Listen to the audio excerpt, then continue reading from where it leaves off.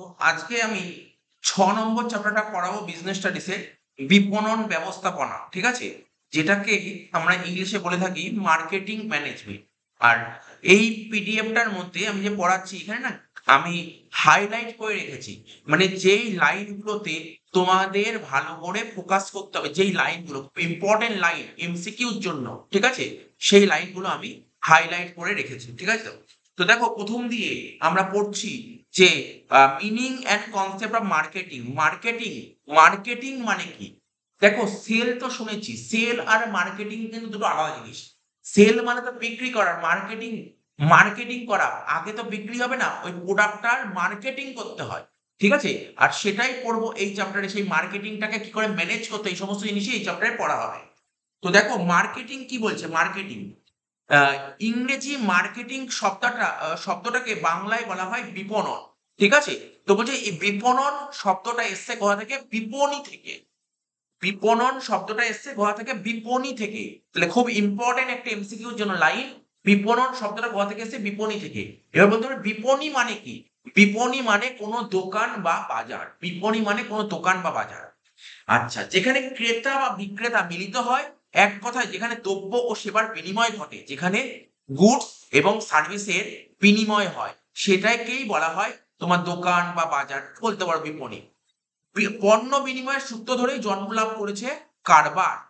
সেই হিসাবে বিপণন হচ্ছে একটা প্রাচীন বিধি। নরমাল লাইন, এগুলো অত ইম্পর্টেন্ট নয়, ইম্পর্টেন্ট লাইন বলে দিয়েছি। নেক্সট, পিটার এফ ডাকার বিপণন সম্পর্কে কি বলেছে? পিটার এফ ডাকারের মতে কারবারের আসল লক্ষ্যই হলো খরিদ্দার সৃষ্টি। তাহলে তোমাকে বলতে পারে কারবারের আসল লক্ষ্য খরিদ্দার সৃষ্টি করা। এই উক্তিটি কার? বলে পিটার এফ ডাকার। তো এই লাইনটা ইম্পর্টেন্ট লাইন। এবার কি বলছে? কিন্তু বর্তমানে কেবলমাত্র খরিদ্দার সৃষ্টিই কারবারের লক্ষ্য নয়, খরিদ্দারদের সন্তুষ্টি করাও কারবারের অন্যতম কাজ। বলছে ওহিও স্টেট ইউনিভার্সিটির কোন প্রফেসর বিপণনকে কারবারের কার্যকলাপের অংশ হিসেবে মনে করে। আবার কেউ বিপণনকে কারবারের সম্প্রসারিত রূপ হিসেবে বিবেচনা করেছে। অনেকে আবার বিপণনকে অর্থনৈতিক প্রক্রিয়া হিসেবে মনে করেন। তাই বিপণনের সর্বজন গ্রাহ্য সংজ্ঞা দেওয়া কঠিন। তা সবচেয়ে উল্লেখযোগ্য কয়েকটি সংজ্ঞা আছে। এফ.ই. ঠিক আছে? এফ.ই. ক্লার্ক এবং সি.পি. ক্লার্কের মতে যে কাজের মাধ্যমে পণ্যের মালিকানা হস্তান্তর হয় এবং যার ভৌত বন্টনের দিকে দৃষ্টি দেওয়া হয়, ঠিক আছে? তাই হলো বিপণন। Marketing consist of those effort which effect transfer in ownership of goods and care for their physical distribution.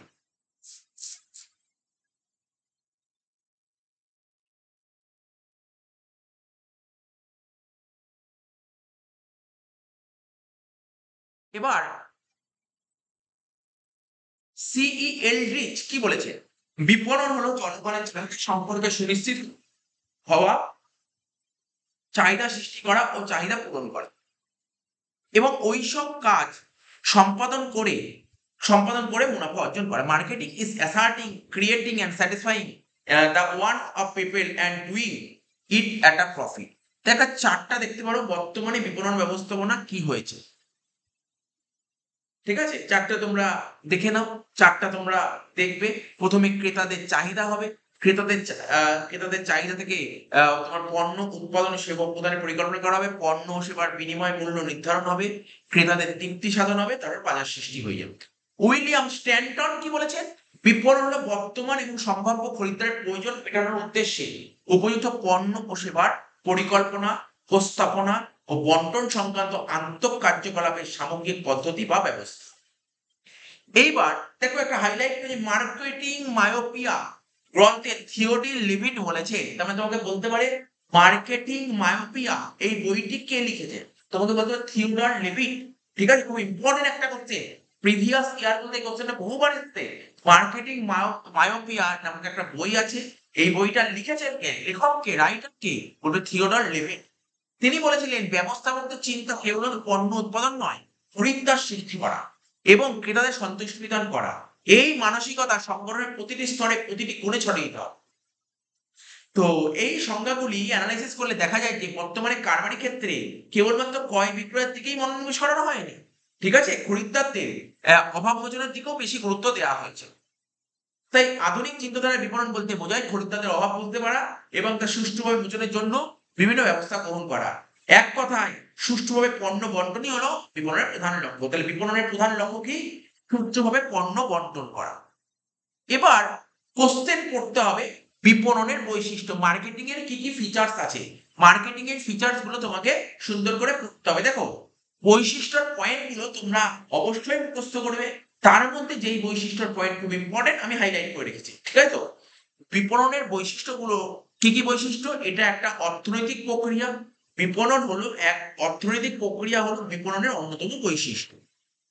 পণ্য বা সেবার আদান প্রদান এবং সেই সঙ্গে উপযোগ সৃষ্টি করা হচ্ছে এর উদ্দেশ্য। 2 নম্বর, ক্রেতাদের সন্তুষ্টি বিধান।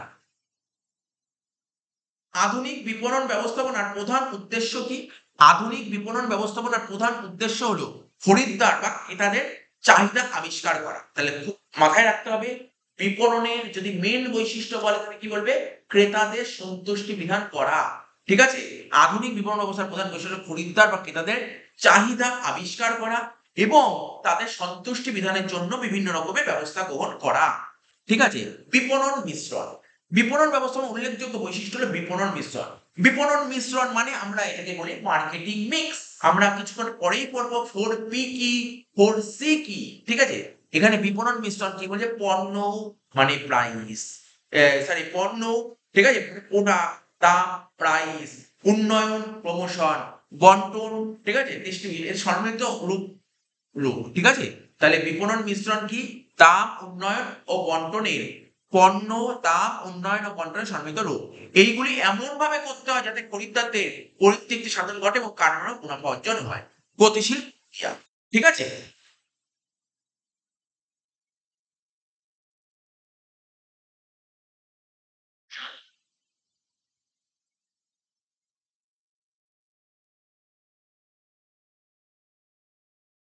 ক্রেতাদের সন্তুষ্টি বিধান করাই হলো বিপণনের লক্ষ্য। তাহলে এই লাইনটা খুব ইম্পর্টেন্ট। ক্রেতাদের বিপণনের লক্ষ্য কি? ওরা বলে বিপণনের লক্ষ্য কি? 4টে অপশন দিয়ে দেবে, কোনটা? তখন তোমাকে বলতে হবে ক্রেতাদের সন্তুষ্টি বিধান করাই হচ্ছে বিপণনের লক্ষ্য। বর্তমানে মানুষের জীবনযাত্রা প্রতিনিয়ত পরিবর্তনশীল। ঠিক আছে? মানুষের জীবনযাত্রা প্রতিনিয়ত চেঞ্জ হতে থাকছে। ঠিক আছে? চেঞ্জ হতে যাচ্ছে। তাই বিপণন ব্যবস্থাপনাও একটি গতিশীল প্রক্রিয়া। সামাজিক দায়িত্ব। বিপণনের একটি উল্লেখযোগ্য বৈশিষ্ট্য হলো সামাজিক দায়িত্ব পালন করা। ঠিক আছে?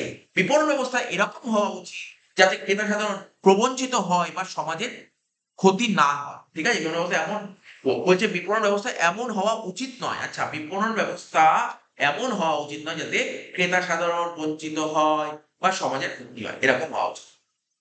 আচ্ছা, এবার বিপণনের গুরুত্ব বা প্রয়োজনীয়তা। ঠিক আছে? গুরুত্ব বা প্রয়োজনীয়তা। প্রথম পয়েন্ট কি? চাহিদা ও যোগানের মধ্যে ভারসাম্য পাওয়া। এটা হচ্ছে গুরুত্ব ও প্রয়োজনীয়তার মেইন পয়েন্ট। ঠিক আছে? বর্তমানে উৎপাদনকারী প্রতিষ্ঠানগুলি বিপণন ব্যবস্থার মাধ্যমে, ঠিক আছে, ক্রেতাদের চাহিদা সম্পর্কে জানতে পারে। মানে বর্তমানে যত ম্যানুফ্যাকচারিং কনসার্ন আছে মার্কেটিং ম্যানেজমেন্টের মাধ্যমে কিন্তু ক্রেতাদের চাহিদা সম্পর্কে জানতে পারে। সেই অনুযায়ী উৎপাদনের পরিমাণ ও যোগান নির্ধারণ করে। এইভাবে বিপণন চাহিদা ও যোগানের মধ্যে ভারসাম্য রক্ষা করে। ক্রয় বিক্রয়ের সংযোগ ক্ষেত্র। দেশের বিভিন্ন প্রান্তে বিভিন্ন গার্মেন্ট প্রতিষ্ঠান বিভিন্ন ধরনের পণ্য উৎপাদন করে। আবার অগণিত সম্ভবকারী মানে আমাদের মতন কনজিউমাররা তাদের অভাব মেটানোর জন্য নানা রকম পণ্য সামগ্রী ভোগ করে। ঠিক আছে? বিপণন এই সমস্ত সম্ভবকারীদের কাছে বিভিন্ন পণ্য পৌঁছে দিয়ে তাদের অভাব পূরণ করে। কর্মসংস্থানের উৎস। উৎপাদন থেকে শুরু করে সম্ভবকারীর কাছে পণ্যগুলি পৌঁছে দেওয়ার সমস্ত কাজই বিপণন করে থাকে। উৎপাদন থেকে শুরু করে, প্রোডাকশন থেকে শুরু করে সম্ভবকারী মানে মানে কনজিউমারের কাছে পণ্যগুলি পৌঁছে দেওয়ার কাজই বিপণন করে থাকে। এই কর্মক্রিয়া সুষ্ঠুভাবে পরিচালনার জন্য প্রচুর লোকের প্রয়োজন। তাই বিপণন কর্মসংস্থানের উৎস।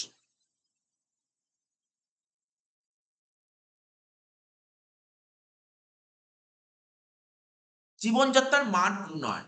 আধুনিক বিপণন বিভিন্ন রকমের দ্রব্য উৎপাদনে সাহায্য করে। জনগণও নতুন নতুন দ্রব্য ব্যবহারের সুযোগ পায়। এর ফলে জীবনযাত্রার মান উন্নত হয়। কারবার সচল রাখে। আধুনিক বৃহদায়তন উৎপাদনের যুগে উৎপাদক ও সম্ভবকারীর মধ্যে সরাসরি যোগাযোগ খুবই কম হয়। সেই জন্য বিক্রেতাদের পক্ষে ক্রেতাদের চাহিদা সম্পর্কে জানা সম্ভব নয়। আবার অন্যদিকে ক্রেতাদের পক্ষেও তাদের প্রয়োজনীয় উৎস সম্পর্কে জানা সম্ভব। এক্ষেত্রে বিপণন ব্যবস্থাপনায় ক্রেতা ও বিক্রেতার উভয়ের প্রয়োজন মেটাতে সাহায্য করে। তাহলে বিপণনের এই গুরুত্বগুলো বেরিয়ে আসলো। তার মেন গুরুত্বগুলো কি? চাহিদা ও যোগানের মধ্যে ভারসাম্য রক্ষা করে, ক্রয় বিক্রয়ের সংযোগ ক্ষেত্র হচ্ছে বিপণন, কর্মসংস্থানের উৎস, যে একটা কর্মসংস্থানের উৎস হিসেবে কাজ করে, জীবনযাত্রার মানের উন্নয়ন করে বিপণন, ঠিক আছে তো? আর কারবারকে সচল রাখতে সাহায্য করে বিপণন। এবার বিপণনের কার্যাবলী। বিপণনের যে কাজ আছে, যে ফাংশনস অফ মার্কেটিং, এটা আমরা দেখো, একটা হচ্ছে বিনিময় সংক্রান্ত কাজ করে থাকে, একটা সরবরাহ সংক্রান্ত কাজ করে থাকে, আর একটা বিপণনের সহায়ক কার্যাবলী। এই চারটা ভালো করে পড়ো, চার্ট ভালো করে পড়ো, চার্ট, ঠিক আছে? চার্ট ভালো করে পড়ো। বিপণন সংক্রান্ত কার্যাবলী মানে যদি বলা হয় বিপণনের কার্যাবলীকে কদিক থেকে হয়, কদিক থেকে বিপণনের কার্যাবলী করা হয়েছে? ৩ দিক থেকে। একটা সরবরাহ, একটা বিনিময়, আর একটা বিপণনের সহায়ক কার্যাবলী। বিনিময় সংক্রান্ত কার্যাবলীর মধ্যে কি করে? পণ্য সম্পর্কিত কাজ করে থাকে, ক্রয় করে, বিক্রয় আর একত্রীকরণ, এগুলো যে বিনিময় সংক্রান্ত কার্যাবলীর মধ্যে। এবার সরবরাহ সংক্রান্ত কার্যাবলীর মধ্যে কোনগুলো পড়ে? সরবরাহ কোনগুলো করে? কিসের মাধ্যমে পণ্য সরবরাহ হয়? পরিবহন এবং মজুতকরণ, মজুতজাতকরণ বা গুদামজাতকরণ। এটা হচ্ছে সরবরাহ সংক্রান্ত কার্যাবলী। লাস্ট, বিপণনের সহায়ক কার্যাবলীর মধ্যে কি পড়ে? অর্থ সংস্থান মানে ফাইন্যান্স, মান নির্ধারণ, স্তর বিভাজন ও নমুনাকরণ, প্রক্রিয়াকরণ, মোড়কজাতকরণ, ঝুঁকি গ্রহণ, বিজ্ঞাপন, গবেষণা, বন্টন। পয়েন্টগুলো, প্রতিটা পয়েন্ট কিন্তু ভালো করে পড়তে হবে, পয়েন্টগুলো পড়ে রাখতে হবে বিপণনের কার্যাবলীর মধ্যে। দেখো, বিপণনের কার্যাবলীর মধ্যে প্রথম পয়েন্টটা, অবশ্যই বিপণনের যে কার্যাবলীকে ৩ দিক থেকে ভাগ করা যায়, ৩ দিক থেকে করা হয়েছে কাজগুলো।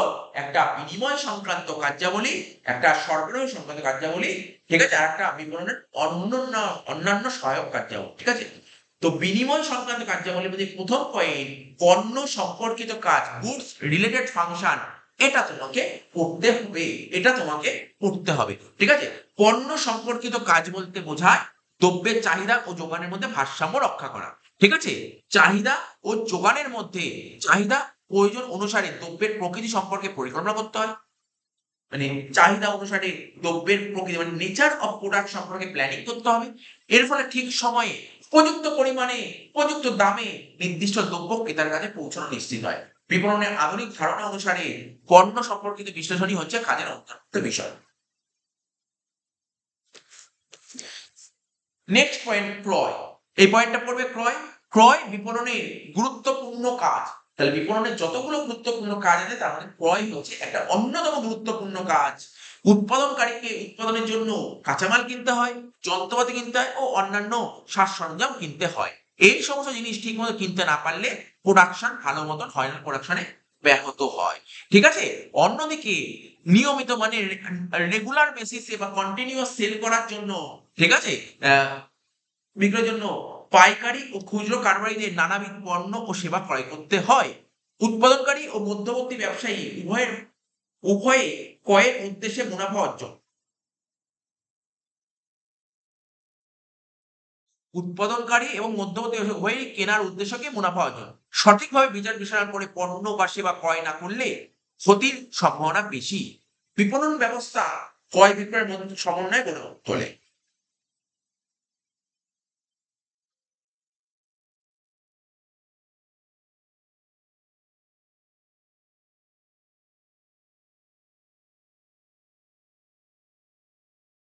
নেক্সট বলেছে একত্রীকরণ, কোঅর্ডিনেশন। বিভিন্ন স্থান থেকে সংগ্রহ করা এক স্থানে, মানে বিভিন্ন স্থান থেকে সংগ্রহ করা দ্রব্য, মানে বিভিন্ন জায়গা থেকে দ্রব্য সংগ্রহ করা দ্রব্য এক স্থানে একত্র করার কাজকে একত্রীকরণ বলে। উৎপাদনকারীকে বিভিন্ন স্থান থেকে দ্রব্য কিনে নির্দিষ্ট স্থানে একত্রীকরণ করতে হয়। এর ফলে অতি সহজে, স্বল্প ব্যয়ে, দ্রুততার সঙ্গে বিক্রয়ের কাজ সুসম্পন্ন হয়। তাই বিভিন্ন দ্রব্যের একত্রীকরণ বিপণনের কাজে সাফল্যের অন্যতম হাতিয়ার। বিক্রয়, সেলস। কারবারের প্রধান লক্ষ্য হলো খরিদ্দার সৃষ্টি করা, আর খরিদ্দার সৃষ্টির অন্যতম মাধ্যম হলো বিক্রয়। তাই বলা হয় বিক্রয় কারবারের প্রাণ এবং বিপণনের মেরুদণ্ড। সঠিক পণ্য সঠিক সময়ে উপযুক্ত স্থানে, সঠিক পণ্য সঠিক সময়ে উপযুক্ত স্থানে এবং সঠিক মূল্যে ক্রেতাদের কাছে সরবরাহ করার পরিকল্পনা কৌশলকেই বলা হয় বিক্রয়। বিক্রয়ের কাজ ভালোভাবে সম্পন্ন করার জন্য বিশেষ সতর্কতা অবলম্বন করা দরকার। বিপণন ব্যবস্থা যথাযথভাবে বিক্রয় কাজ সম্পন্ন করতে কারবারিদের সাহায্য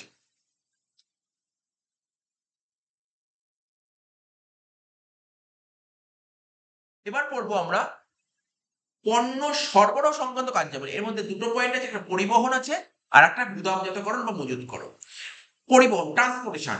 বিপণনের ক্ষেত্রে পরিবহনের গুরুত্ব অপরিসীম। ক্রেতা ও বিক্রেতার মধ্যে স্থায়ী সম্পর্ক স্থায়ী সম্পর্ক ছাড়া বিপণন কার্যকরী হয় না।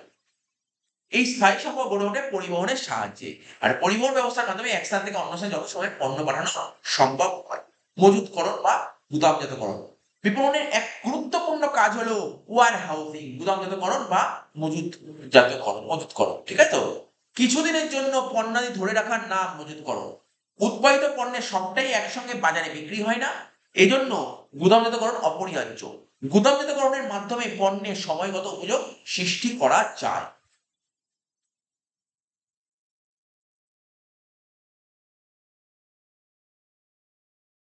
এবার হচ্ছে বিপণনের সহায়ক কার্যাবলী, অর্থ সংস্থান।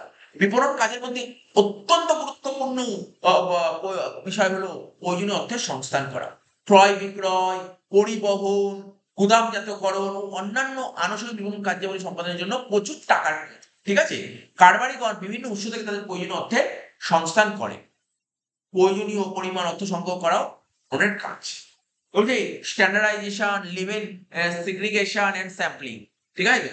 মান নির্ধারণ, স্তর বিভাজন ও নমুনাকরণ। পণ্য সামগ্রী বিপণনের আগে তাদের গুণাগুণ অনুযায়ী মান নির্ধারণ, স্তর বিভাজন ও নমুনাকরণ প্রয়োজন হচ্ছে। এগুলির উপর পণ্যের চাহিদা অনেকাংশে নির্ভরশীল। তাই এই কাজগুলি সম্পাদনের দায়িত্ব বিপণনের। প্রক্রিয়াজাতকরণ, প্রসেসিং। পণ্য সামগ্রী বাজারে পৌঁছানোর আগে সেগুলি খরিদ্দারের ব্যবহার উপযোগী কিনা তা যাচাই করা দরকার। এই কাজই হলো প্রক্রিয়াজাতকরণ এবং এই কাজ সম্পাদন করার দায়িত্ব বিপণনের। মোড়কজাতকরণ মানে লেবেলিং।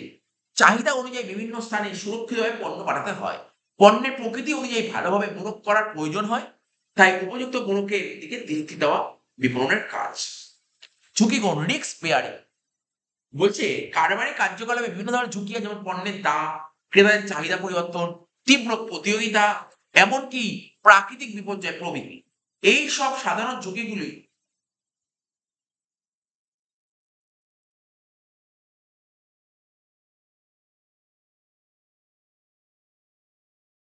এড়ানোর জন্য প্রয়োজনীয় ব্যবস্থা গ্রহণ বিপণনের কাজের অন্তর্ভুক্ত। বিজ্ঞাপন, অ্যাডভার্টাইজমেন্ট। ভাবে ক্রেতাদের সঙ্গে নতুন দ্রব্যের পরিচয় ঘটিয়ে দেয় বিজ্ঞাপন। ঠিক আছে? বিজ্ঞাপনের জন্যই পণ্যের চাহিদা বাড়ে। তাই বিজ্ঞাপন ও বিপণনের এক অত্যাবশ্যক কাজ হিসেবে গণ্য হয়। গবেষণা, রিসার্চ। মানুষের চাহিদা পরিবর্তনশীল। এই চাহিদা মেটানোর জন্য কারবারিদের মধ্যেও চলে তীব্র প্রতিযোগিতা। এই প্রতিযোগিতা টিকে থাকতে গেলে শিল্পে গবেষণার ব্যবস্থা থাকা দরকার। গবেষণার মাধ্যমে ক্রেতাদের পছন্দ, রুচি, দ্রব্যের দাম প্রভৃতি সম্পর্কে স্বচ্ছ ধারণা পাওয়া যায় এবং বিপণনের কাজও সুষ্ঠুভাবে সম্পাদিত হয়। লাস্ট পয়েন্ট, বন্টন, ডিস্ট্রিবিউশন। পণ্য সামগ্রী উৎপাদনকারীর কাছ থেকে ভোগকারী বা পাইকারদের কাছে বিভিন্ন ভাবে পৌঁছতে পারে। যে ব্যবস্থা গ্রহণ করলে বন্টনের কাজ সুষ্ঠুভাবে সম্পাদিত হবে সেদিকে লক্ষ্য রাখা প্রয়োজন। তাই সুষ্ঠু বন্টনের দায়িত্ব বিপণনের অন্যতম কাজ।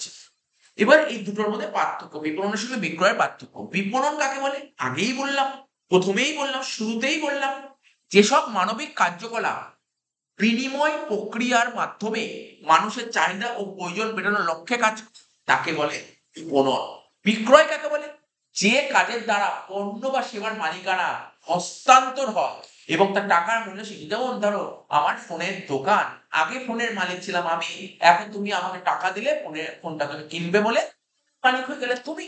তো বলছি যে কাজের দ্বারা পণ্য বা সেবার মালিকানা হস্তান্তর হয় এবং টাকার মূল্য স্বীকৃত তাকে বলে বিক্রয়।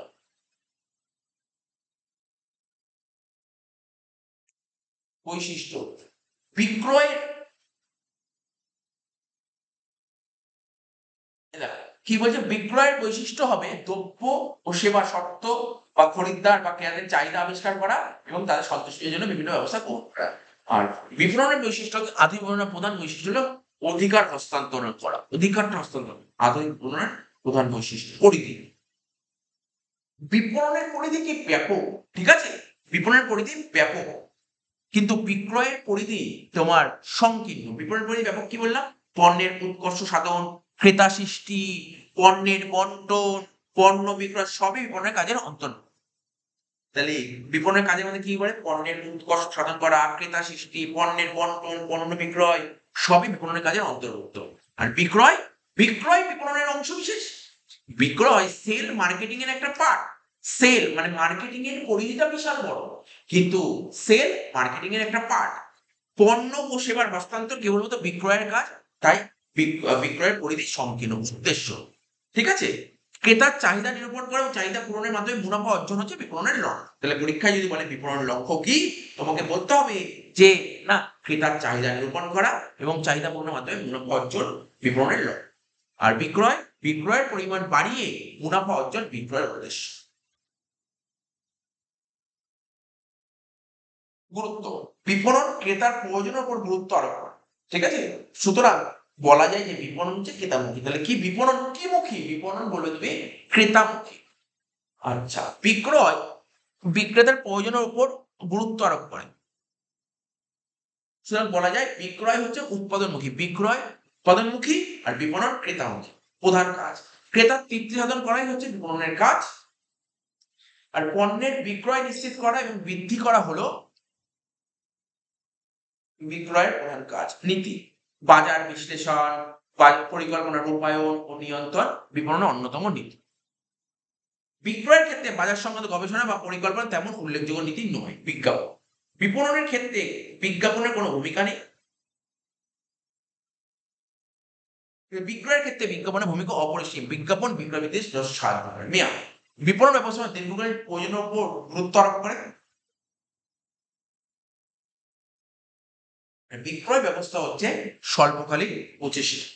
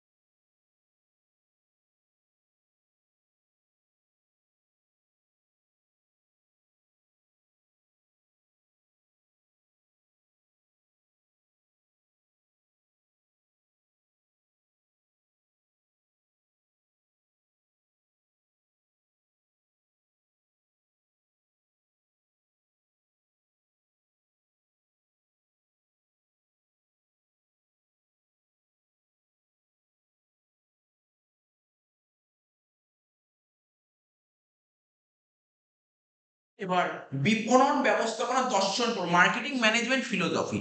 বিপণন হলো গতিশীল প্রক্রিয়া, আগেই বলেছি।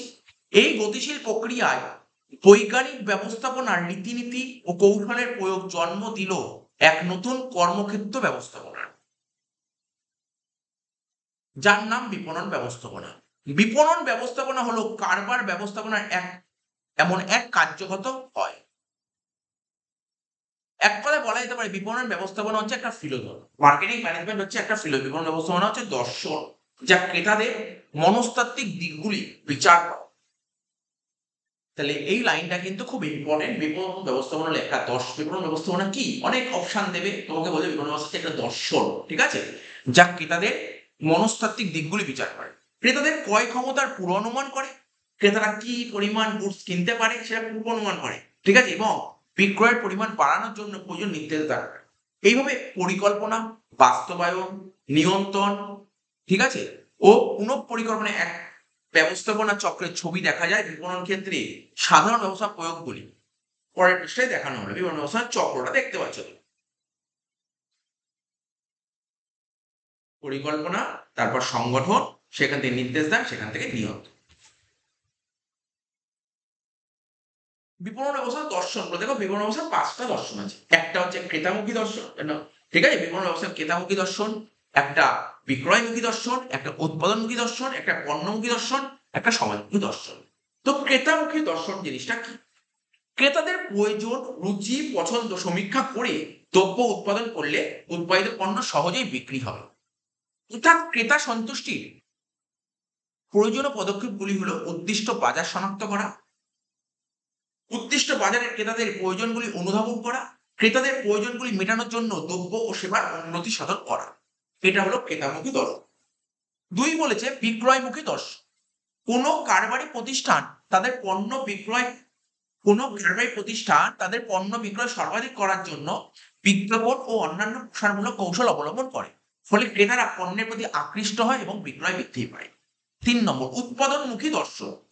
বৃহদায়তন উৎপাদনের মাধ্যমে উৎপাদিত দ্রব্যের একক প্রতি ব্যয় কম করতে হবে এবং বন্টন ব্যবস্থার সম্প্রসারণ বৃদ্ধি করতে হবে। অর্থাৎ একটি দ্রব্য সহজেই বিক্রি করা সম্ভব হবে যদি পণ্যটির দাম কম হয়। এই জন্যই তো বলছে উৎপাদনমুখী দর্শন, ঠিক আছে। তারপর পণ্যমুখী দর্শন, ঠিক আছে, ক্রেতারা উচ্চমানের পণ্যের প্রতি বেশি আকৃষ্ট হয়। যদি পণ্যটি উচ্চমানের অর্থাৎ এবং সঠিক মূল্য হয়, তাহলে ক্রেতারা পণ্যটি ক্রয় করতে আগ্রহ প্রকাশ করে এবং পণ্যটির বিক্রি বাড়বে, বিক্রয় বৃদ্ধি পাবে বলতে পারে।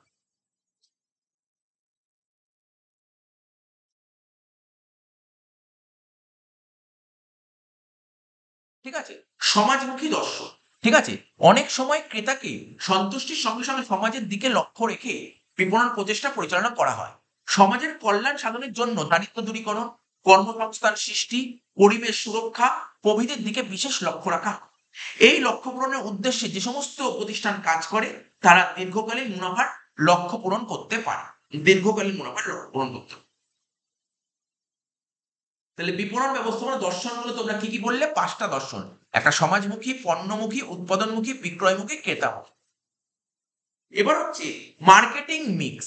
মার্কেটিং মিক্স করতে হয়, মার্কেটিং মিক্স। বিপণন মিশ্রণ। সাধারণত বিপণন বলতে বোঝায় ক্রেতার কাছে পণ্য দ্রব্য প্রেরণ, ঠিক আছে, অর্থাৎ পণ্যের হস্তান্তর। কিন্তু বর্তমানে বিপণনের এই আদি ধারণার পরিবর্তন ঘটেছে। আধুনিক ধারণা অনুযায়ী বিপণনের কার্যাবলী শুরু হয় এবং শেষ হয় ক্রেতাকে দিয়ে। তাহলে এই লাইনটা কিন্তু খুব ইম্পর্টেন্ট লাইন। আধুনিক ধারণা অনুযায়ী মানে বিপণনের কার্যাবলী শুরু হয়, এই লাইনটা খুব ইম্পর্টেন্ট। লাইনটা হাইলাইট করা নেই, পরে হাইলাইট করে দেবো, ঠিক আছে। বিপণনের কার্যাবলী শুরু হয় ক্রেতাকে দিয়ে, শেষও হয় ক্রেতাকে দিয়ে। এটা আধুনিক ধারণা অনুযায়ী এই লাইনটা হাইলাইট করে দাও। কেবলমাত্র পণ্য তৈরি করলেই তা বিক্রি করা সম্ভব নয়। তাই প্রতিষ্ঠান প্রথমে ভোগকারীর বিভিন্ন ধরনের চাহিদার প্রকৃতি নির্ধারণ করবে, তারপর প্রতিষ্ঠানের সম্পদ সমূহ সেই সব দ্রব্য উৎপাদনের জন্য এমন ভাবে ব্যবহার করবে যাতে যাতে করে ক্রেতা সাধারণ নির্ধারিত চাহিদার পরিতৃপ্তি সাধন সম্ভব হয়। থিওডর লেভিনের মতে বর্তমানে উৎপাদিত পণ্য বিক্রি হয় না, বিক্রয় হয় তৃপ্তি। পণ্য বিক্রি হয় না, বিক্রি হয় তৃপ্তি। আধুনিক বিপণনে বহু সংখ্যক কার্য সম্পাদন করতে হয়। সেই সব ভিন্ন ভিন্ন কাজের মধ্যে সংযোজন বা সমন্বয় করতে হয়।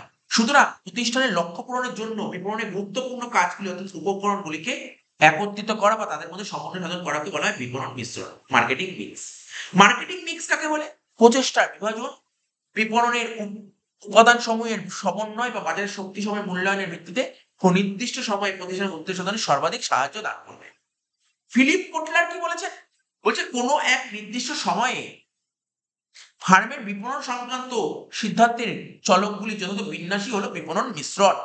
তুই দেখতে পাচ্ছ এখানে দেখো কত বড় একটা গ্রিন কালিতে হাইলাইট করেছি, এটা কিন্তু ভেরি ভেরি ইম্পর্টেন্ট তোমাদের পরীক্ষায় এমসিকিউর জন্য, বারবার বলছি এই গ্রিন কালিগুলোই কিন্তু বেশি ইম্পর্টেন্ট।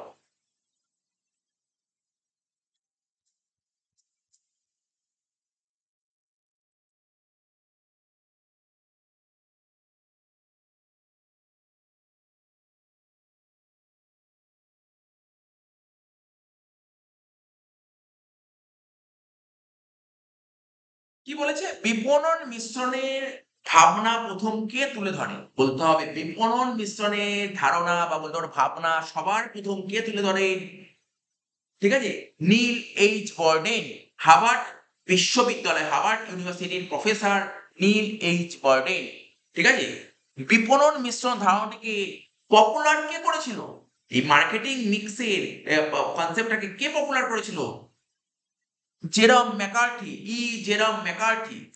মতে বিপণন মিশ্রণের চারটি উল্লেখযোগ্য উপাদান আছে, মানে 4P যাকে বলি। তোমাকে বলতে পারে 4P বলতে কি বোঝায়? Product, price, place, promotion. 4P কথার অর্থ হচ্ছে প্রোডাক্ট, প্লেস, প্রমোশন আর হচ্ছে তোমার প্রাইস। এই কথাটা কে বলেছিল?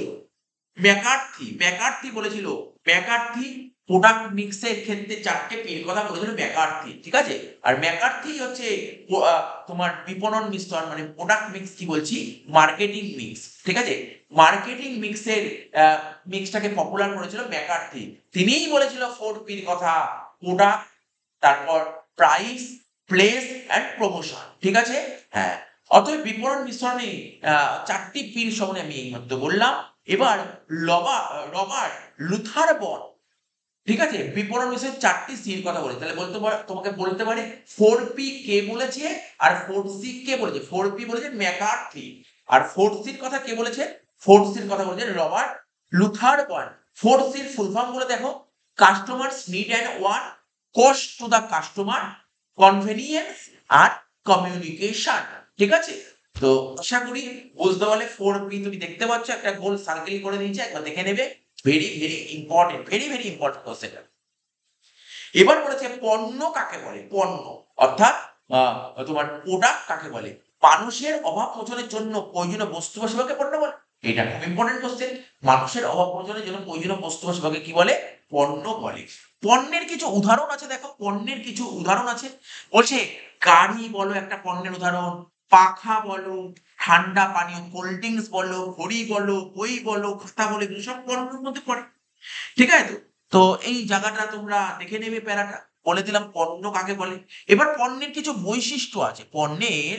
আচ্ছা, সোয়ার্স, সোয়ার্স নামক একজন এক্সপার্ট, তিনি কি বলেছেন তোমার পণ্য সম্পর্কে? পণ্য হলো এমন এক বস্তু যা কোনো প্রতিষ্ঠান বাজারে বিক্রি করে, যা দ্বারা ব্যক্তিগত তৃপ্তি সাধিত হয় বা ব্যবসায়িক বা বাণিজ্যিক অভাব পূরিত হয়, দ্রব্যের সঙ্গে সংযুক্ত গুণাবলী বা ভোগকারী তৃপ্তি সাধন করে, তাও পণ্যের।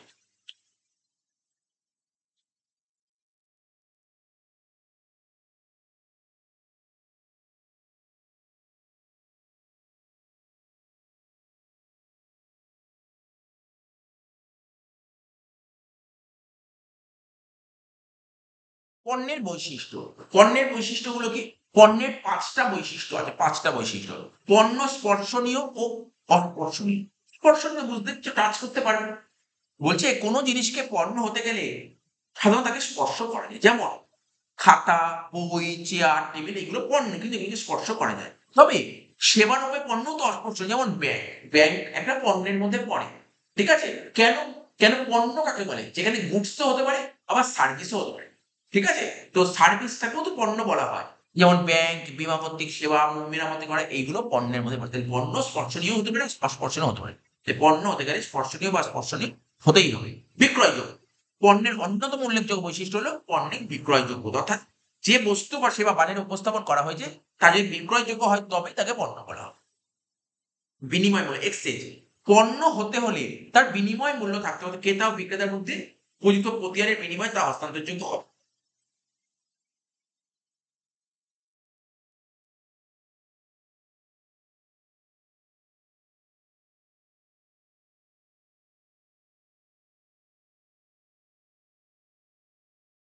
অভাব মোচনের ক্ষমতা, পণ্য হতে হলে অবশ্যই তার অভাব মোচনের ক্ষমতা থাকা যায়। ঠিক আছে? পণ্যটি যদি অভাব মোচনের ক্ষমতা না থাকে তাকে পণ্যরূপে আখ্যা দেওয়া হয় না। মুনাফাযোগ্য, পণ্যটি বাজারে বিক্রির সময় তার মুনাফা অর্জনের যোগ্য থাকা প্রয়োজন।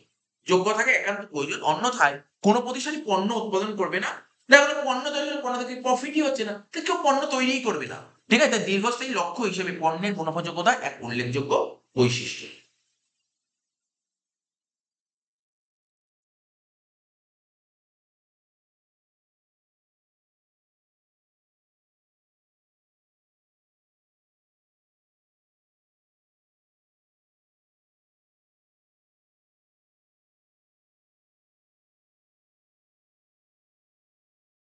বিভিন্ন ধরনের পণ্য, ডিফারেন্ট টাইপস অফ প্রোডাক্ট। ঠিক আছে?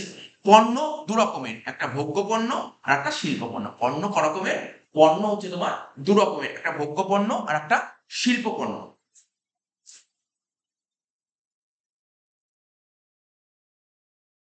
ভোগ্য পণ্য কাকে বলে? যেমন ধরো উদাহরণ হলো না, ধরো চাল, ডাল, তেল, আ খবরের কাগজ, ঠিক আছে? এইগুলো হচ্ছে ভোগ্য পণ্য। যেগুলো কনজিউমার গুডস আমরা ইউজ করি। সাধারণ মানুষ নিজেদের চাহিদা মেটানোর জন্য ঘরে যে পণ্য ব্যবহার করে তাকে ভোগ্য পণ্য বলে। এর বৈশিষ্ট্যগুলো কি বললাম? আ বললাম তো মানে আমরা ডেইলি লাইফে যে সমস্ত গুডস ইউজ করি এটাই তো ভোগ্য পণ্য, তাই না? যেমন চাল, ডাল, তেল, নুন এগুলোকে বলতে পারি ভোগ্য পণ্য। এবার ভোগ্য পণ্যের কিছু বৈশিষ্ট্য যেমন সহজলভ্য পণ্য। ব্যক্তিগত প্রয়োজনে এই সমস্ত পণ্য খুব সহজেই লাভ করা যায়। ব্যক্তিগত প্রয়োজন। যেমন খবরের কাগজ, চাল, ডাল, তেল ইত্যাদি। দাম ও গুণগত মানের উপর নির্ভরশীল। এই ভোগ্য পণ্য কিসের উপর নির্ভরশীল? দাম ও গুণগত মানের উপর।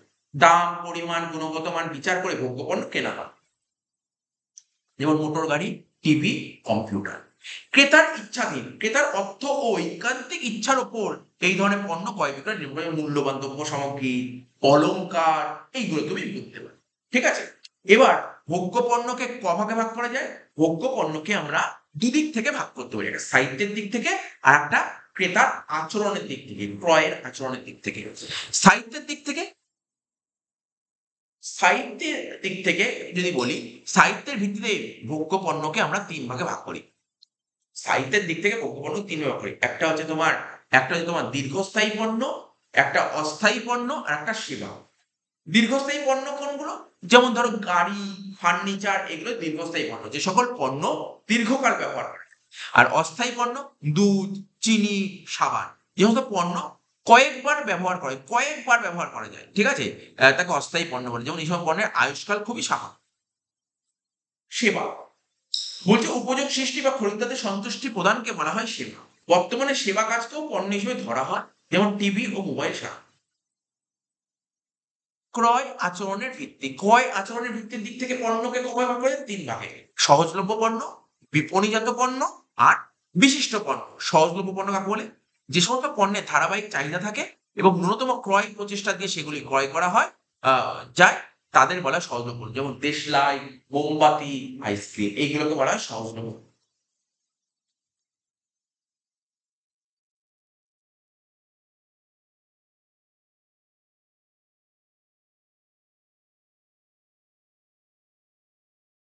বিপণিজাত পণ্য। যে সমস্ত পণ্য ক্রয় করার সময় কোম্পানির পণ্যের সঙ্গে দাম, গুণগত মান, নকশা প্রভৃতি তুলনা করা যায়।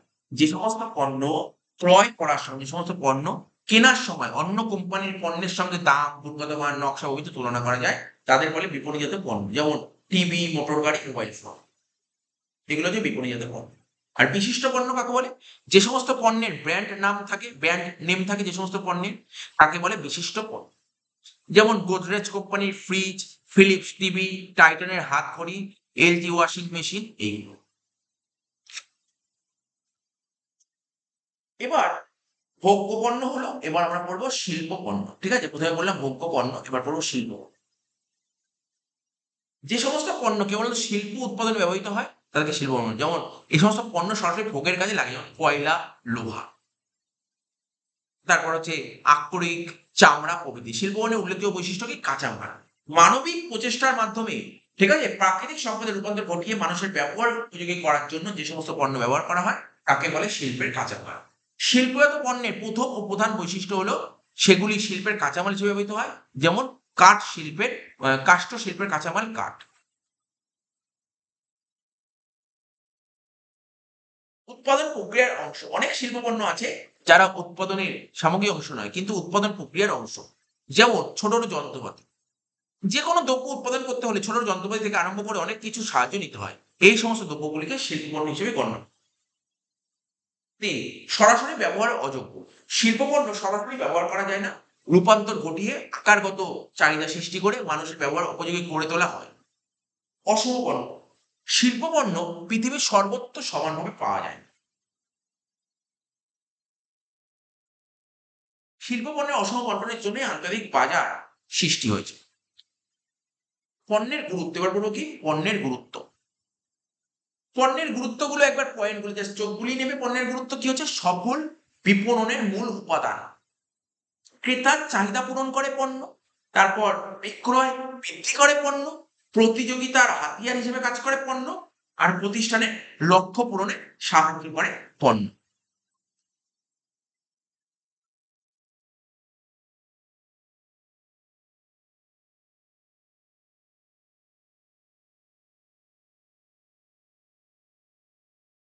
বলছে সফল বিপণনের মূল উপাদানটা, বিপণনের সবচেয়ে গুরুত্বপূর্ণ উপাদান হল পণ্য।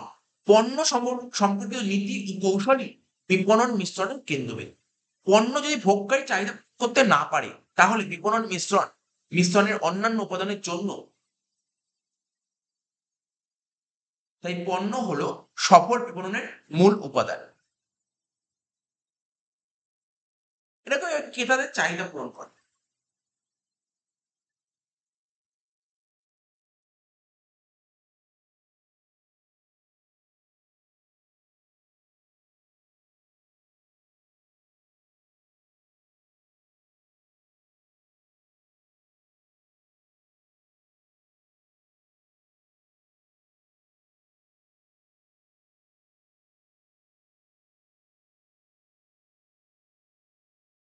এবার কোনো ব্র্যান্ডিং। ব্র্যান্ডিংকে বাংলায় বলে পণ্যের অভিজ্ঞতাকরণ বা নামকরণ।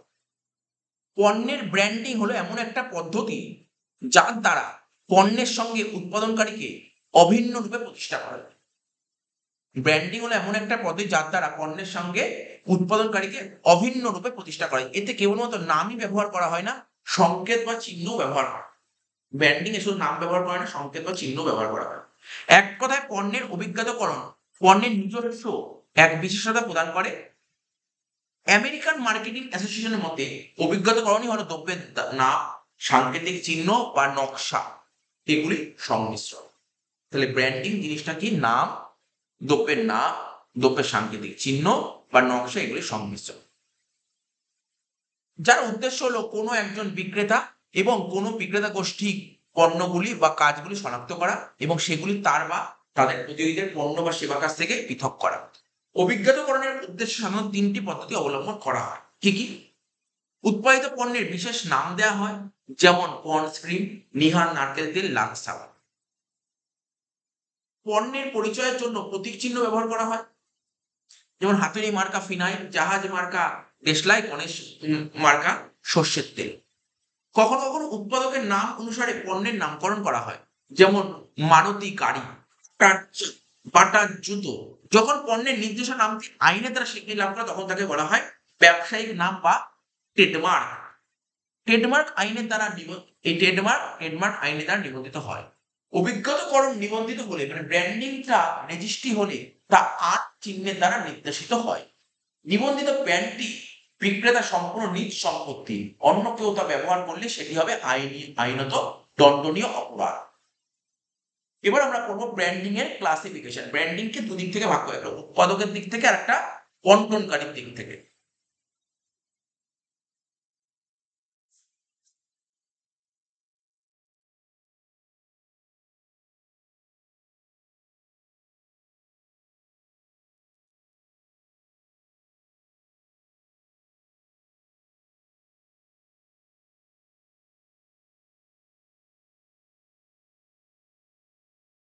উৎপাদকের দিক থেকে কি হবে?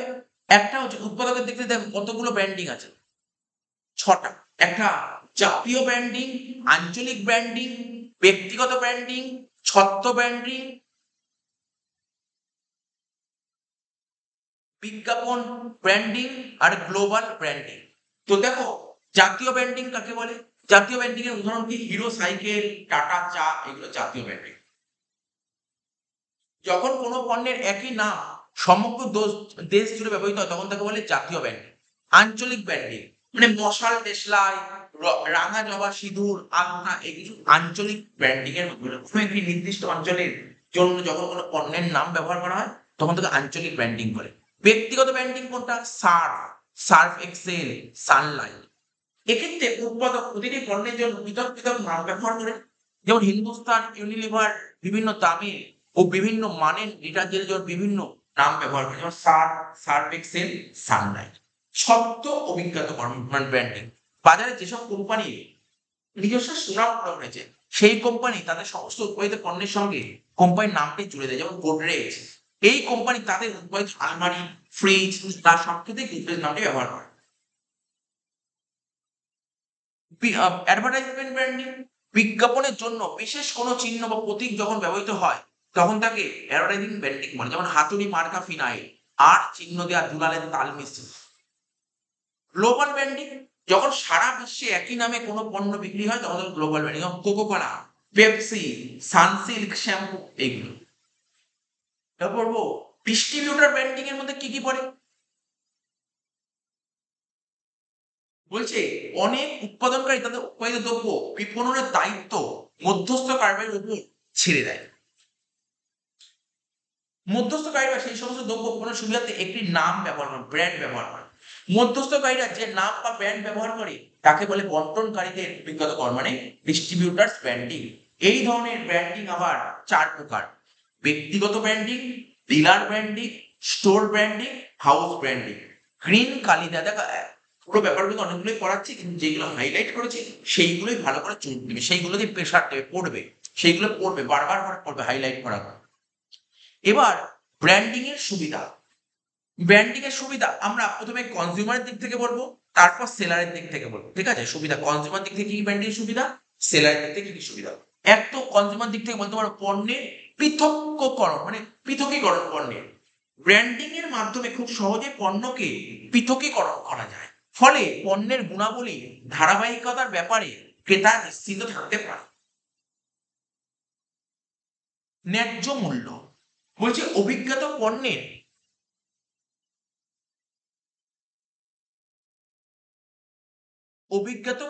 মূল্য উৎপাদনকারী বা বিপণনকারী দ্বারা নির্দিষ্ট হয়। ফলে খরিদ্দার যে কোনো দোকান থেকে ন্যায্য মূল্যে পণ্যটি পেতে পারে। ৩ নম্বর, ক্রেতা স্বার্থ সংরক্ষণ। ব্র্যান্ডিং সম্পন্ন পণ্য সবসময় ভালো মোড়কে, মোড়ক মানে প্যাকিং, যেটা হয় না, প্যাকিং করে খরিদ্দারের কাছে বিক্রি করা। ঠিক আছে? ফলে বাইরের তাপ বা ধুলো থেকে পণ্যটি ভালোভাবে রক্ষিত হয়। মানে যখনই প্রোডাক্টটা বিক্রি মানে যখন ভালো করে প্যাকিং করে বিক্রি, না প্যাকেজিং করে, সেটাই বলছে মোড়ক। এর ফলে ক্রেতা স্বার্থ সংরক্ষিত হয়। মর্যাদা বোধ উপলব্ধি। ঠিক আছে? বিশেষ ব্র্যান্ডের পণ্যের ব্যবহার খরিদ্দারের প্রতি বিশেষ মনস্তাত্ত্বিক প্রভাব ফেলে, সাইকোলজিক্যাল প্রভাব ফেলে। এর ফলে ভোগকারীরা বিশেষ মর্যাদাবোধ উপলব্ধি করে।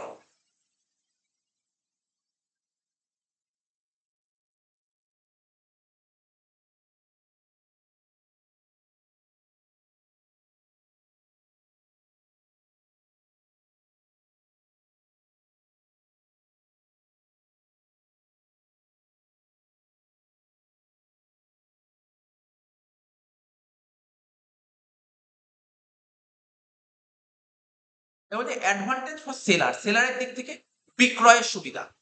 বলছে ব্র্যান্ডিং হলে, মানে গুডসটা ব্র্যান্ডিং হলে বিপণনকারীর পক্ষে বিক্রয় বৃদ্ধি করা সহজ হয়। বিশেষ ব্র্যান্ডের প্রতি ক্রেতাদের ক্রয়ের অভ্যাস গড়ে ওঠে। এর ফলে বিক্রয় বৃদ্ধি পায়, ব্যয় হ্রাস পায়। ব্র্যান্ডিং সম্পন্ন পণ্যের বিক্রি বেশি বলে বিজ্ঞাপন, প্রচার ও বিক্রয় সম্প্রসারণের ব্যয় কম হয়। মধ্যস্থকারী অপসারণ, মানে পণ্যের ব্র্যান্ডিং এর ফলে উৎপাদনকারী নিজস্ব খুচরো দোকানের মাধ্যমে ভোগকারীদের কাছে পণ্য পৌঁছে দিতে পারি, মধ্যস্থকারীর প্রয়োজন হয় না। এর ফলে উৎপাদনকারী ভোগকারী উভয়ই লাভবান হয়। অন্যান্য সুবিধা, ব্র্যান্ডিং পণ্যের বাজারে সুনাম সৃষ্টি করে। তার ফলে উৎপাদনকারী বিপণনকারী অন্য পণ্যের বিপণন কাজও সহজসাধ্য হয়। আচ্ছা, এবার ব্র্যান্ডিং এর কিছু অসুবিধা আছে। কনজিউমার দিক থেকে কিছু অসুবিধা, ঠিক আছে? আবার আ আম সেলারের দিক থেকে কিছু কনজিউমার দিক থেকে কি অসুবিধা আছে? বলছে সিদ্ধান্ত গ্রহণে অসুবিধা। বাজারে একই ধরনের বিভিন্ন ব্র্যান্ডিং এর পণ্য থাকার ফলে ভোগকারী বিভ্রান্ত মানে চিন্তিত হয়ে পড়ে। কিনবো, কোন পণ্য কিনবো, কোনটা কিনবো না। এর ফলে অহেতুক সিদ্ধান্ত গ্রহণে বিলম্ব ঘটে। অভিজ্ঞতা কম মানে ব্র্যান্ডিং পণ্যের প্রতি আনুগত্য। অনেক সময় ক্রেতারা বিশেষ ব্র্যান্ডের পণ্যের প্রতি আনুগত্য হয়ে পড়বে। এই ব্র্যান্ডটাকে পছন্দ করে। এর ফলে ভালো পণ্য থাকা সত্ত্বেও ক্রেতারা আগের পণ্যটাই ব্যবহার করে। মূল্যবৃদ্ধি। অনেক সময় ব্র্যান্ডিং পণ্য বাজারে বেশি জনপ্রিয় হয়ে উঠলে, ঠিক আছে? উৎপাদনকারী পণ্যের দাম বাড়িয়ে দেয়। এর ফলে ভোগকারীদের অহেতুক মূল্য প্রদান করতে হয়। আচ্ছা, সেলারের দিক থেকে কি অসুবিধা আছে? দায়িত্ব বৃদ্ধি। ব্র্যান্ডিং এর ফলে যদি পণ্যের সুনাম সৃষ্টি হয় তাহলে উৎপাদনকারী প্রতিষ্ঠান মুনাফা বৃদ্ধি ঘটে। তখন ওই পণ্যের মান ও গুণাবলী বজায় রাখার জন্য উৎপাদনকারী প্রতিষ্ঠানকে সবসময় সর্বদা সচেষ্ট থাকতে হয়। এর ফলে উৎপাদনকারী প্রতিষ্ঠান এবং বিপণনকারী উভয়ের দায়িত্ব বৃদ্ধি পায়। আর ব্র্যান্ডিং এর সুযোগ কম। বলছে পণ্যের ব্র্যান্ডিং এর জন্য, ঠিক আছে, বেশ কিছু আইনি পদ্ধতি, শুধু তাই নয়, ব্র্যান্ডিং এর পর বাজারে পণ্যটি চালু করার জন্য ক্রেতার আনুগত্য লাভ করার জন্য অনেক খরচ করতে হয়। ফলে ছোট উৎপাদনকারী বিপণনকারীর পক্ষে ব্র্যান্ডিং এর সুযোগ পাওয়া সবসময় সম্ভব নয়। আচ্ছা, ব্র্যান্ডিং এর কিছু অপরিহার্য বিষয় আছে। কি, কি সেগুলো? সংক্ষিপ্ত ও সরল। বলছে যেকোনো ব্র্যান্ডের নাম সংক্ষিপ্ত সরল হওয়া উচিত, যাতে ব্যবহারকারীরা সহজে ব্র্যান্ডের নামটি মনে রাখতে পারে। যেমন টাটা চা, রাঙা জবা সিঁড়ি। সহজে উচ্চারণযোগ্য ব্র্যান্ডের নাম এমন হওয়া উচিত যাতে জনগণ সহজেই উচ্চারণ করতে পারে। টাটা, বাটা, লাক্স ইত্যাদি। চিহ্ন বা প্রতীকের ব্যবহার। জনগণের মনে রাখার জন্য বিশেষ চিহ্ন ও প্রতীকের ব্র্যান্ড ব্যবহার করে, যেমন হাতুড়ি মার্কা ফিনাইল, আর্ট চিহ্ন দেওয়া দুলালের তাল মেসি প্রভৃতি। লেখাপড়া না জানা মানুষের কাছে এই ধরনের ব্র্যান্ডের উপযোগিতা খুব বেশি। দীর্ঘকালীন ব্যবহার জন্য ব্র্যান্ডের নাম এমনভাবে রাখা উচিত যা দীর্ঘ সময় ধরে ব্যবহার করা যায়। স্বাভাবিকভাবে কোনো ব্র্যান্ডের নাম রাখা হলে তার সময়ের সঙ্গে সঙ্গে দ্রুত জনপ্রিয়তা হয়। জাতীয় ব্র্যান্ডিং বা ন্যাশনাল ব্র্যান্ডিং থেকে। ব্র্যান্ডিং এমন হওয়া উচিত যাতে পণ্যের একই নাম সমগ্র দেশ জুড়ে হইতো, যেমন হিরো সাইকেল, টাটা টি ইত্যাদি। সংগতিপূর্ণ ব্র্যান্ডের নাম এমন হওয়া উচিত যা পণ্যের সঙ্গে সংগতি প্রভৃতি। তো ব্র্যান্ডিং কমপ্লিট হলো। এবার আমরা চলে আসবো লেবেলিং এ। লেবেলিং, লেবেলিং কাকে বলে? দেখো, বলছে বিপণনের কাজে লেবেল আটাইকরণ, লেবেলিং যেটাকে বলে, লেবেল আটাইকরণকেই বলা হয় হচ্ছে তোমার লেবেলিং। বিপণনের কাজে লেবেলিং এর প্রয়োজনীয়তা অনস্বীকার্য। পণ্যের মোড়কজাতকরণের পর পণ্যের মোড়কজাতকরণের পর পণ্যের গায়ে বা মোড়কের উপর যে লেবেল লাগানো থাকে, ঠিক আছে, তাকে বলা হয় লেবেলিং। ভোগ্য পণ্যের ক্ষেত্রে এটি একটি বহুল প্রচলিত ব্যবস্থা। পণ্যের গায়ে লেবেল দেখে পণ্য সম্পর্কে বিস্তারিত তথ্য জানে, যেমন উৎপাদনের উপাদান, ব্যবহারের ফল, উৎপাদকের নাম, তারিখ, সঠিক পণ্য কতখানি ওজন, পণ্যের প্রকৃতিগত গুণগত মান ইত্যাদি। ক্রেতা সাধারণ এই লেবেল দেখে বিস্তারিত তথ্য জেনে তাদের পণ্য সহজেই কিনতে পারে। কোনো পণ্য দ্রব্যের ক্ষেত্রে, যেমন ওষুধ, বেবি ফুড, রাসায়নিক দ্রব্য প্রভৃতির মোড়কে লেবেল আটাইকরণ আইনগতভাবে বাধ্যতামূলক হবে এখানে। ঠিক আছে? তো লেবেলিং করতেই হবে। তাই লেবেল আটাইকরণ পণ্যের এক অপরিহার্য অংশ হিসেবে পরিগণিত। তাহলে বলতে পারি কোন প্রোডাক্ট লেবেলিং করতেই হয়? বলবে ওষুধ, বেবি ফুড আর রাসায়নিক দ্রব্য। এখানে কিন্তু লেবেলিং করতেই হয়। আর লেবেলিং এর ক্লাসিফিকেশন কি হচ্ছে? ৩ টে ক্লাসিফিকেশন হয়। একটা হচ্ছে অভিজ্ঞান সূচক লেবেল, পর্যায় সূচক লেবেল এবং বর্ণনা সূচক লেবেল। লেবেলিং ৩ রকমের হয়। অভিজ্ঞান সূচক, পর্যায় সূচক আর বর্ণনামূলক লেবেল।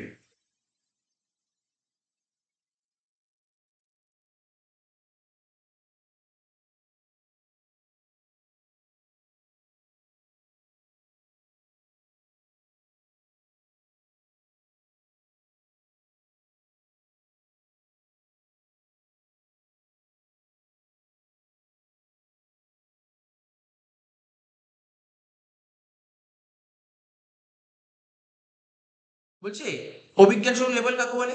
যে লেবেলের মাধ্যমে পণ্যের উৎপাদকের নাম সঠিকভাবে জানা যায় তাকে অভিজ্ঞান সূচক লেবেল বলে। এই ধরনের লেবেলের ওপর পণ্যদ্রব্যটির নাম, উৎপাদনকারী, বন্টনকারীর নাম ও ঠিকানা লেখা থাকে। এই জন্য এই লেবেলের গুরুত্ব সকলেই স্বীকার করে।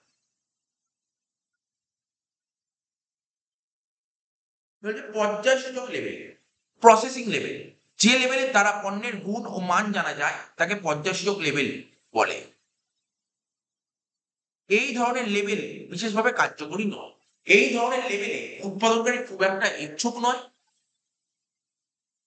তার কারণ পর্যায় লেবেলে পণ্যের স্বাদ, গন্ধ এইগুলো প্রকাশ পায় না। তবে ক্রেতারা এই লেবেল বেশি পছন্দ করে, কেননা এতে নির্দেশিত গুণমান অনুসারে যে মূল্য নির্ভর করা হয় তার যৌক্তিকতা তারা বিচার করতে পারে। বুঝলে, ডেসক্রিপটিভ লেবেল মানে বর্ণনাসূচক লেবেল, যে লেবেলের মাধ্যমে পণ্যদ্রব্যের উপাদান, পণ্যের গুণাবলী, উৎপাদনের তারিখ, সঠিক ব্যবহারের নিয়ম, ওজন, মূল্য, পুষ্টি বিচার প্রভৃতি সবকিছু জানতে পারা যায় তাকে বর্ণনাসূচক লেবেল। বিভিন্ন ওষুধের ক্ষেত্রে, পেইপুডের ক্ষেত্রে এই জাতীয় লেবেলের বহুল প্রচার রয়েছে। আর উৎপাদকগণ এই লেবেলের ব্যাপারে খুবই আগ্রহী হয়, কেননা এর থেকে তারা খরিদ্দারদের বিভিন্ন জ্ঞাতব্য বিষয়, মানসিকতা জানতে পারে। তবে খরিদ্দাররা এর থেকে বিশেষভাবে উপকৃত হয়।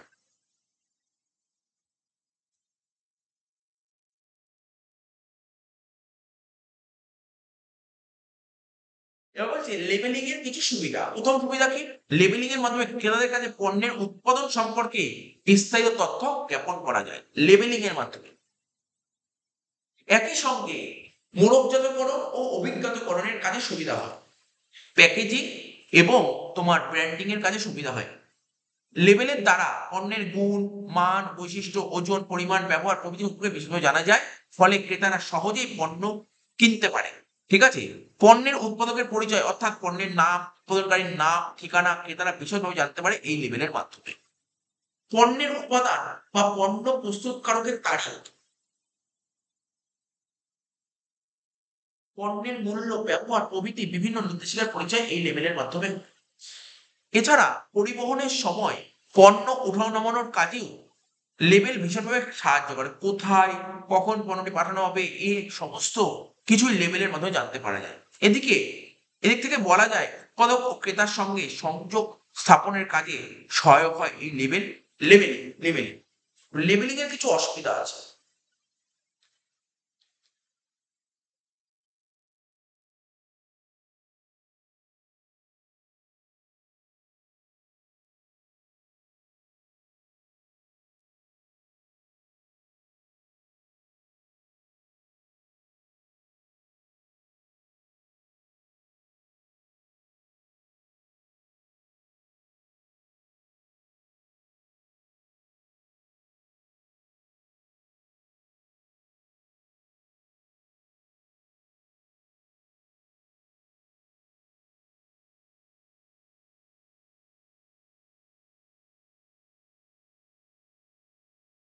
পণ্যের মূল্য বৃদ্ধি বলছে লেবেলিং এর জন্য যে ব্যয় হয় তা পণ্যের দামের সঙ্গে যুক্ত করা হয়। তাই লেবেলিং খরচ পণ্যের দাম বৃদ্ধি করে, অনেক ক্ষেত্রে গুরুত্বহীন।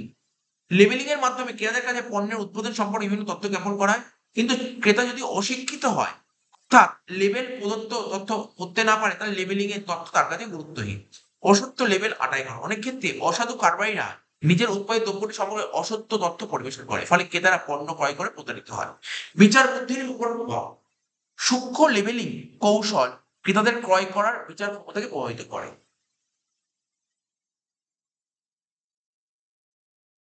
Essential content of good labelling, উত্তম লেবেলের অপরিহার্য বিষয় কি কি? একটা উৎপাদনের উপাদান, উৎপাদকের নাম ও ঠিকানা, উৎপাদন তারিখ এবং মেয়াদ, উত্তীর্ণ হওয়ার তারিখ, পণ্যের ওজন, পণ্যের প্রকৃতিগত ও গুণগত মান, পণ্য ব্যবহারের সতর্কতা, পণ্যের সর্বাধিক খুচরো বিক্রয় মূল্য, পণ্যের নাম ও ব্র্যান্ড।